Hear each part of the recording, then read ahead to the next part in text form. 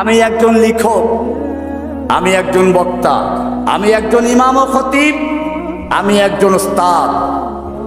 আমি কোনো দলের লিডার ছিলাম না, দলের সদস্য ছিলাম না।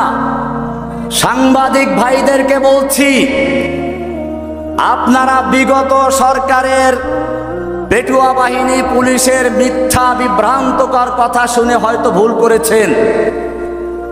আমি আমার পিছনে আপনারা যা করেছেন আজকে এই ময়দানে ঘোষণা করছি, সব ক্ষমা করে দিলাম। এখন আপনাদের ভালো করে বুঝতে হবে, জসিমউদ্দিন রহমানী কোনো জঙ্গি অথবা অন্য কোনো দলের সদস্য নয়, নেতা নয়, গুরু নয়, আধ্যাত্মিক নেতাও নয়। এমনকি যেই দলের নামে তাকে বলা হচ্ছে আনসারুল্লাহ বাংলা টিমের আধ্যাত্মিক নেতা, গুরু, আবার কি যেন অন্য কি যেন বলে, আনসারুল্লাহ বাংলা টিম নামে বাংলাদেশে কোনো দল আছে বলে আমি গ্রেফতারের আগ পর্যন্ত কানেও শুনি নাই। এজন্য আপনাদেরকে প্রমাণ দিচ্ছি, একজন লোক যদি কোনো দল করে আর সে যদি লেখক হয়, অবশ্যই কোনো না কোনো সূত্র ধরে ওই দলের নামটা নিয়ে আসবে।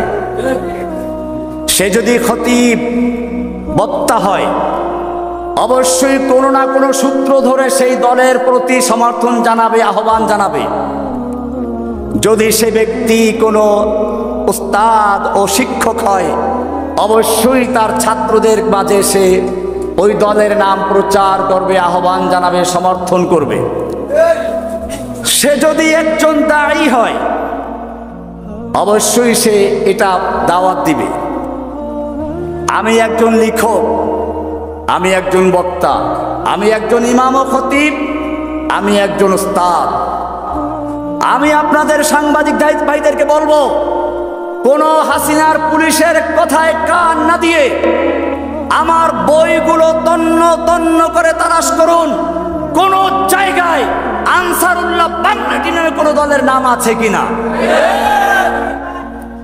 আপনারা আমার বক্তব্যগুলো সারা বিশ্বে রেকর্ড ছড়ানো আছে, সব বক্তব্যগুলো শুনুন।